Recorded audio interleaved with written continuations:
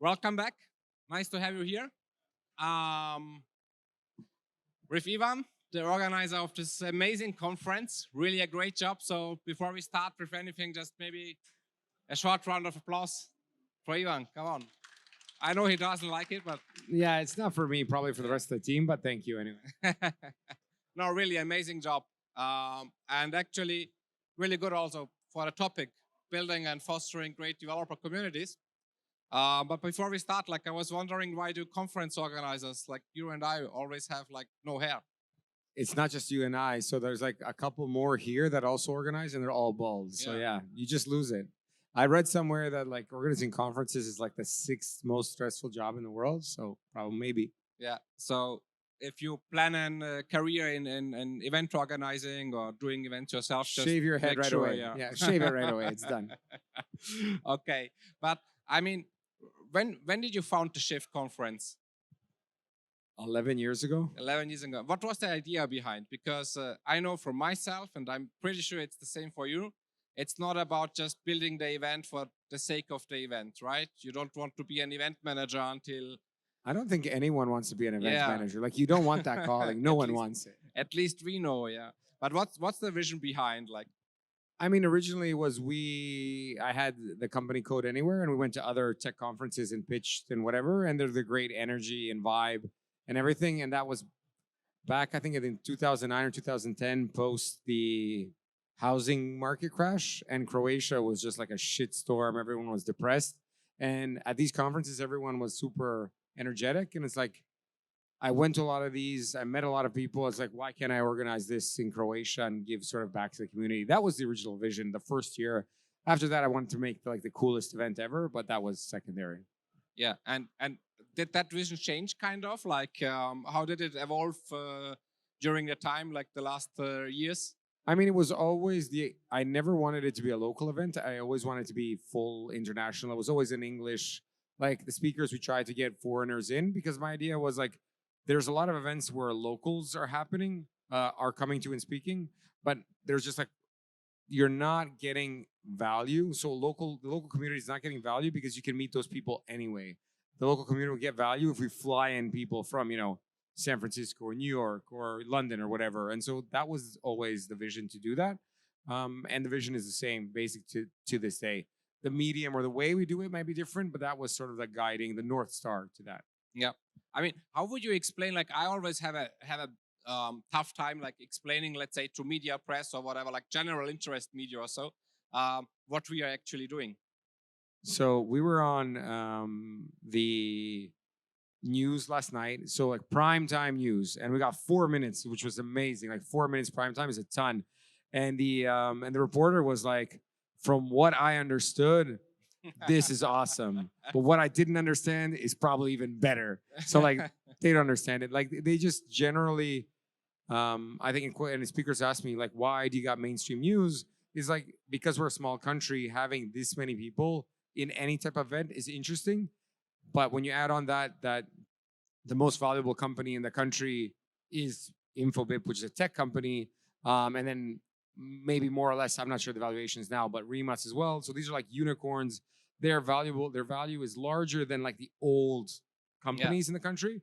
And it's like, this seems to be happening, and we might have more of these. So just basic interest and curiosity to the media. They don't understand. They ask me, who's the best speaker? I'm like, you're not going to know them. So it's like, not going to tell you. Same here. Like, even when we had Steve Wozniak, like, maybe Steve Wozniak, they know, but no one else. But still, really.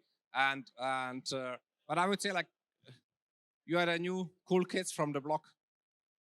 We're not kids anymore, dude. We're always kids.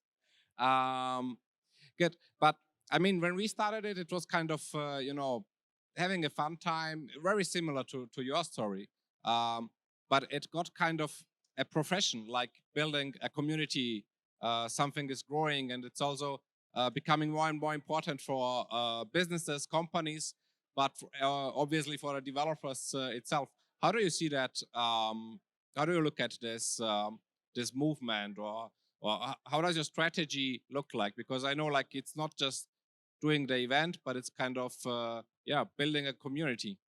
Absolutely. So developers are the #1 buyers of any sort of infrastructure products in the world. and they basically selling to developers can create unicorns. Again, I'm using that word, but like it can create huge valuations for companies, like selling to them. But with my experience, it's hard to sell to developers. I don't know who listened to Keats's talk at the beginning, but I've done all that with Code Anywhere. It's like, oh, you built something for me to develop in. I'll do that in half an hour and not pay you.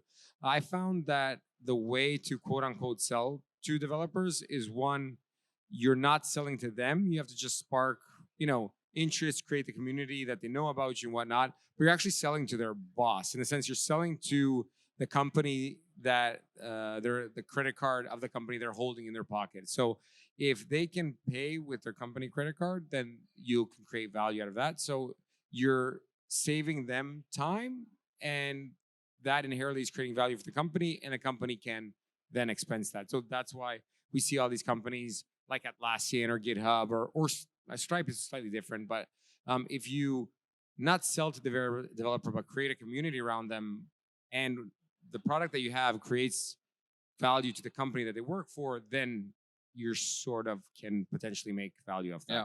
I mean, this gives also a lot of power for developers, because they basically can, I mean, they anyways influence technology decisions, but technology decisions nowadays have a very long-lasting and very, let's say, a big impact on the business at all.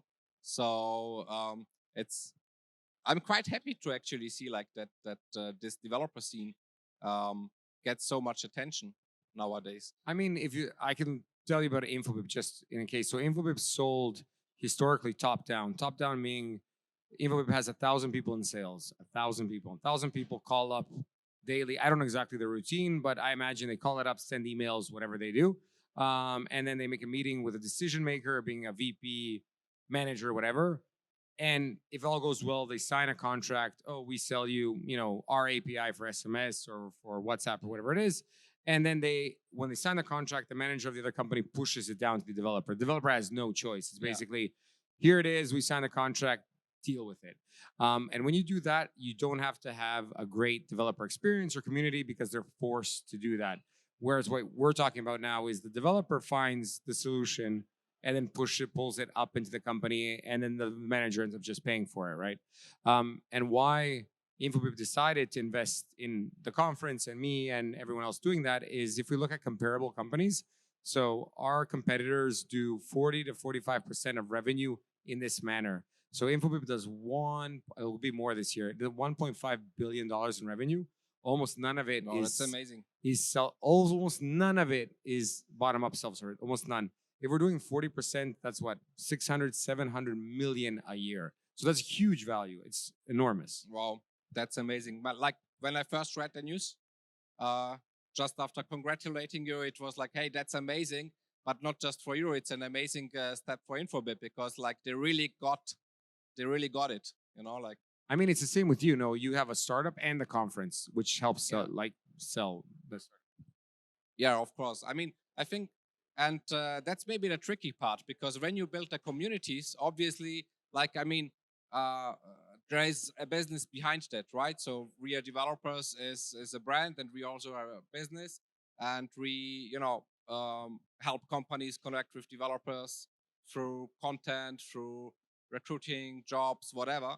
But what we always like, the biggest risk for us is to be too much on the business side of the things. So what we also always try to do is like to stay neutral and to just provide the platform and let the things happen. So, provide the stages, provide the speakers, obviously you need the sponsors also to finance that, but also you always try to consult them to, do meaningful things. Like, I mean, we are sponsor here at Infobip, Shift. But I said to Ivan, I don't want to have a booth. Let's do something meaningful, invite some people and so on. And that's what I think, always want to have also from the sponsors, because it creates additional value for the audience. And I think that's all about it, right? Like creating additional value for the audience, because you don't want that people come to your event or community or whatever and think it's just, like marketing, because that's actually the last thing that you want. that people think about. I mean, you'll kill your own brand. People asked Exactly. us. So we acquired a media company, a fairly small medium company in the region recently. Well, and people are like, "Oh, you're gonna just write articles about Infobip." I'm like, "We're not." And same with the conference. The same with your conference. It's Yeah. like people. I believe when they look here, there's not a lot of Infobip specific branding. There's a booth. The co-founder opened it and talked for 3 minutes, and I think there's 2 speakers out of 65 speakers. So it's like very, very small amount, because if we just made it an Infobip sales event, then none of you would have showed up, and then you killed it. So It there's no wouldn't be point. the same, and Yeah. that's what makes me happy, that this acquisition really made sense, allows you to grow, and still kind of keeps the spirit of this conference. So that's really amazing. By the way, I talked with our cameraman, with Igor, also the guy who is kind of in the production of this whole conference. So actually, he's the guy who made a lot of things of this here possible. Shout out to him. Igor. But he told me that it's actually not really you who is doing this whole architecture and whatever. He told me that your wife is an architect. So I have a strong assumption that that she is creating kind of the good spirit here. I'm not going to say anything to that. I'm just going to be. She definitely was yelling at people here, and I wasn't doing a lot. So it was like she took a bit over, yes. I can rent her out to you if you want for architectural stuff. Like, is she here? She is probably sitting somewhere over there. I don't know. Oh, maybe she. We'll send her to Berlin for WeAreDevelopers. She can't listen to you anymore. Yeah, For today's thing. Okay. What will you say? Like, what's your biggest challenges right now? Like,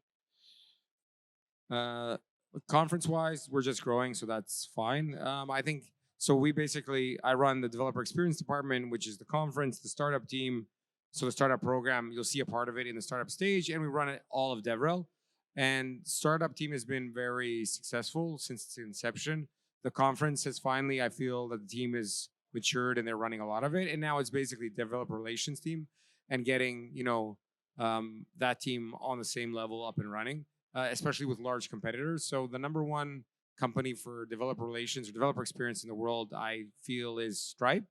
The second one, I won't name them, is our direct competitor. So I feel like we have a big challenger that we have to, a Goliath that we have to take down. So my focus is in the next sort of year will be mostly on that team, I think. Yeah. And can you tell us something about your strategies, or is this like you don't want to tell it? So my overarching strategy and everything we do is, I got this from Techstars, which is give first. And that goes with, so the conference, when you come here, it's creating value, as you said, for the attendees. So if they're having fun, if they're learning, if they're doing things, if they have experiences, they'll hopefully remember us and then one day use us. So it's like giving that and hoping it'll be better. Same thing with the startup tribe. So we give out credits to use our services, but not only that, we help connect them to VCs. We let them pitch here. We help them with pitch decks. We do a lot of things. We might even like create a fund later on just to like help them. It's not even return on investment. It's just like help them get to where they want to. And hopefully when they succeed, they'll be customers of us. And that's the same thing with developer relations. Like everything we're trying to do is trying to help first and not ask for anything in return. And hopefully, the universe will come back and say, you help these people and now you'll get something back. Yeah, that's really good. And I mean, that implies one thing. Here she is, by the way. Hey, kudos to, what's her name? Mira. So kudos to Mira for doing such a great conference design. So, I mean, what you said, like, basically implies it's a long-term thing, right? So you don't build developer communities just overnight. Also not with one good conference or one good activity or whatever. So it's really a long-term thing, and you never know, like, how is it, going to end. Yeah, I mean, it's with any relationship that you like. If you just bump into someone here today, you're not going to be best friends. It's like, oh, I want to be your best friend. That doesn't work out. Like everything is just like a constant, investment of time and creating a relationship in general. And this is like creating a relationship with multiple people. And so the longer you continue to be, giving to that party or that community, then it strengthens it, I believe. That's like my thesis. We'll see if I'm, doing it correctly, but that's my thesis. Yeah. No, but totally logical. And how was it for yourself? Like, I mean, you've been a developer. You've done some Not for like 20 years, but yeah. Yeah, but at some point, you decided you want to go like more into another direction. How was that step for you? Like, what made you say less code, more, whatever? I saw that all the successful people were like founders, and I just like, Yeah. okay, let's do that. That's like, it was like, okay, most of the people I looked up to at the time were not doing the code anymore. So it was like, okay, so I have to be the. So if you're looking at Apple, it's like Wozniak versus Jobs. It's like, okay, I don't want to be Wozniak, I want to be Jobs, and Yeah. that was sort of it. Like, I mean, not exactly, but to get to I the would point. rather yeah. be Wozniak, to be honest. But that's you, so yeah, Yeah. we all do what we all Yeah, do. So. That's true. That's true. How many times, let's say, in the months before an event or so, how many times a week you wish to get back to coding? Not get back to coding, but like hide under a bed and not get up till the event is done. Yeah, like a couple times a day. Yeah. Oh yeah, yeah. Okay. Any? By the way, if you have any questions from the audience, just raise your hand and let us know. Let's get back to the community part. Like what we see is what you explained already. Like basically, a lot of companies invest a lot of money in, let's say, DevRel stuff, conferences, all of these things, because it's actually becoming a sales department for them, right? So on the long term, and I think quite a few also struggle with measuring the success because it is long term. And then what I often see is they don't do it right, because what they do is like, you build a booth, you put a booth up, and then you put some, let's say, salespeople there, marketing people, maybe HR people if you want to recruit. And that still constantly happens at every event, whereas the strategy should be to provide additional activities, content, fun, whatever. Like fun is also a motivation. I see the SofaScore basketball thingy here. Like it's fun. It even connects to the product, but it kind of gives you an additional value, and not just like a piece of paper where you have, hey, that's our product, please be our customer. It's boring. I think it's really hard for companies to figure it out because it is long tail. I mean, everything, I wouldn't say it's sales, but it's lead generation in that sense. But even lead generation is a hard word because when you go to conferences as DevRel, and then, management or someone might ask, oh, how many leads did you create? We didn't create any leads, because if you put in the leads funnel, like these people will, block you on your newsletters. They don't want that. You're creating a relationship, which is much different than it is that. And then when you go to measure it, then it's takeoff. It's like, oh, you spent $1 million on marketing this year. Cool. Like, how many people are paying? Directly, you basically have no idea. And it's more of a feeling and in the direction it's going. And I think you have to have management or founders that believe in that to actually be able to invest in that. Because if they don't believe it, it'll take you at least 2-3 years at least to get something rolling and get something back. And if they don't see it for the long term, you're probably gonna like fail and die. I've seen a lot of articles or tweets, certain articles about being the first developer relations hire, and a lot of people either burn out or quit or get fired in the first year because they start working and they're trying to do a million things, and there's no return on investment yet. Yeah, I mean, like when you think about it, if you want to build and nurture and grow a developer community, be it for an event, be it like on social media, like creating a bubble, bringing people together, and so on and so on. How hard is it actually to find, as you said, like the developer relations people, the leads? Insane. And do you need them, and what they do? Maybe you want to explain what developer relations people actually do for the ones who maybe are not so familiar with that. Yeah, they're insanely hard to find. Developer advocates are usually developers, but that actually like doing what we're doing right now. I mean, in the sense of creating content, be it talking, be it writing, be it whatever it may be. That's not the whole job, but just like trying to simplify it. And it's really hard to find these people. And for the majority of the people, they are either going to, what I found, this is my personal experience, doesn't have to be true, there's no statistics, is that I found that the majority of them either go to work for the FANG companies, so the Facebooks, Apples, not Apple in this case, but I don't Netflix get that actually, because what? I don't get that desire actually. Like, So- I mean, people want to go to work there, and especially for developer relations, because there is already so many of them, right? So That's because you're working on the coolest technology, and That's true, yeah. the comp is by far the best. And then on the other hand, you have like the cool startup that people want to join because it's something really that they're passionate about. And then if you're somewhere in the middle, where let's say Infobip is because it's like 3,000 person company, but it's not a well-known brand. The comp isn't the size of like Amazon's, and it's not a small, cool little technology. Then it's really hard to hire those people. Yeah. So that part is fairly difficult, or you have to build. I mean, grow these people internally. But these people have to, be technical savvy and be willing to, do what we do. Yeah, absolutely. Yeah, and probably it's also good to have it on a CV. The funk companies, one of them at least. Definitely. Yeah. Did you ever had the wish, the desire to like kind of work for Google or Facebook or any of them? No. No? Why never. not? As a kid, yeah, but never Yeah. afterwards. Yeah. Okay. I would feel it would be too boring. That was my feeling. Okay. But It's like a depends what you golden do. cage. Like if you get there, the people that I've met that work there, if they work, like if they go over 4 or 5 years, I don't know, whatever it is, they end up working for like 16, 20 years somewhere because the comp is so good, or like it's called the golden cage. There's nowhere to go. And I like the creativity of doing what I can to a degree. You can't do whatever you want, but you can do a lot of what you want. Yeah. What's coming next year actually? Is it already announced? When is The date will be announced in an hour. No. Yeah, but it's the same time more or less. Okay. Okay, good. And you Are stay in your Zadar? are your dates announced? Not yet. It will be in the summertime, Okay. but before the Before shift. yours. Yeah. So we have time to join you.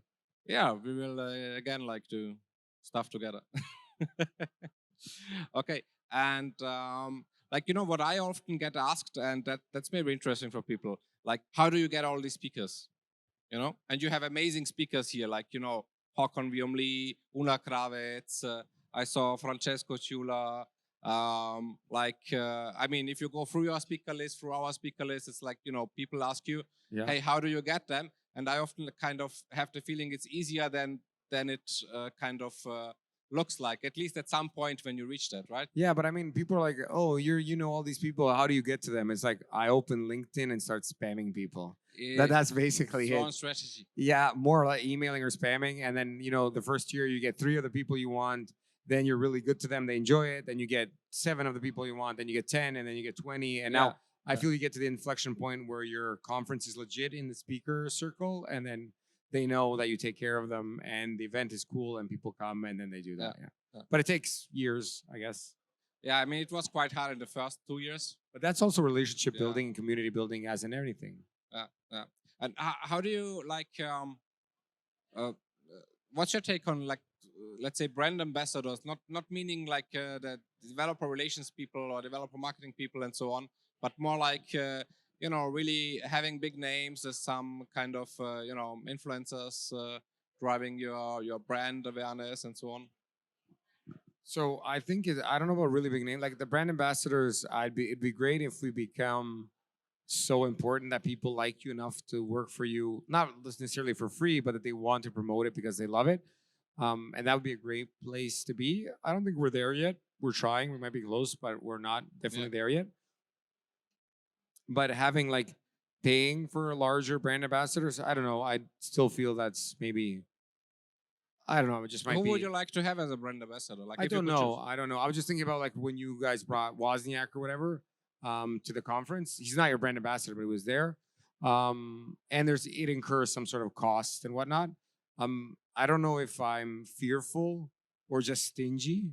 I'm not sure what it is, but it would be interesting to have him or those types of people definitely. Yeah. He's an amazing person, like totally approachable, totally normal. That's the next thing. Like all these speakers, like when you see them run around, like just catch up with them. If you want to talk with them, just talk to them, ask them questions. I never met a speaker that was kind of, closed-minded, if that term exists, right? No. So I've found that there's a certain type of speaker, and you get that on the first email, which is not generally an open and nice person. But the ones that are and generally reply and want to come, they're all like, I mean, they're the speakers right there. They're just hanging out and talking, and you're approachable, and they want to talk to you, so they're great. And those are the people that actually add value. The people that just come on stage and are trying to be sort of, what's the word? they're acting like celebrities or whatever. There's no value from them because you can watch that on Yeah. YouTube. The value is actually talking to people. Yeah, it's about the content. I mean, we drifted a bit away from the topic, which is kind of, building developer communities. But I think the main point and the core point is adding value with content. And then you have a lot of things. It can be a conference, it can be virtual events, it can be on social media, it can be even like what developer advocates do, like, sitting down, collecting feedback, providing feedback internally, externally. A lot of these things, and then, as you say, like it's a long tail thing for the business. But I think the biggest risk is like that. You need to stay neutral and not to go into this marketing thing, because if you do that, then you will lose all your brand trust. No, absolutely. I mean, we did move a bit away, but all community building is there's a lot of people that spit out fancy words. You have to do this, you have to do that. You basically have to be honest and go out and talk to the people. That's the fundamental truth, and that's Wow. with everything. I think that's some very nice last words for the closing. So if there is any questions, just raise your hands. No Now, question. One it's your question. chance. I have one, Ivan. Ivan, can you hear? I'm interested because I think Corona, was influencing this kind of conference and event business dramatically, maybe most of all the other businesses. What has changed? What is your opinion on how was it before and how is it now? To create a community, to keep the community, to wake the community up again, and to get sponsors, to get partners. How has that changed before and after? What's the difference? I mean, I was always a person that was gonna say that was like it's going to the old normal, where a lot of people were like, it's going like I don't know how many people watched it, but there was like a couple of startups. They did virtual conference events, and because of like the vision or the story that they were telling is like we're never gonna be in person ever again. Like they went to crazy valuations. Like Hopin went to $2 billion. Yeah. That was insane. Like it's like, oh, we're never going back. And I'm like, that's of course coming back. People are gonna come back. Of course, there is a portion of people that don't want to do that, and that's still true to this day. So I feel that added to the value, if we're talking about conferences, you have to do everything in person, and everyone. The conferences are back, and they'll be back even stronger. But there is like a virtual part of it that is now ingrained, and we should continue doing it. There's a lot of cool things that came to that. I mean, we had some partners here that said, "Oh, we can't come, but we want to be like a stream sponsor." Like I would never have had that pre-corona. And obviously there are some events that are totally okay. So all the big corporations are still doing, so Twilio, Apple, whatever, are still doing full on virtual events for the most part. And that might be okay for like delivering just content and news and information. And they save a penny on that, I guess. But if you still want to create the community, there are virtual ones and there's ways to do that, and you can leverage it that. But I still believe that the deepest relationships are created in real life. That's just my take. So absolutely. I mean, I remember when Corona broke out, like we were like not in constant contact, but we talked. We talked quite a lot. Like, hey, what do you do? What do you do? How will we survive this? Yeah, but hey, we are here. That's a nice thing. I would maybe add to that one that I don't think it's a one versus the other, but maybe it's one with the other. And maybe the format changed. Like I think that in-person events are stronger back than they have been before the pandemic. Obviously, or I would assume that also because of the lack of conferences and in-person contact and social contact for 2 years. But I think some things that have changed. For example, the deep educational content you will not see that much or anymore at big conferences. You will, because you can consume that online. You can consume that in workshops and so on and so on. And gatherings like this is all about meeting people, socializing, networking, getting inspired. And that's basically what I like about Infobip Shift, and obviously also about WeAreDevelopers World Congress, is we have never tried to be the conference where you can say, okay, if you want to learn Angular, then go there.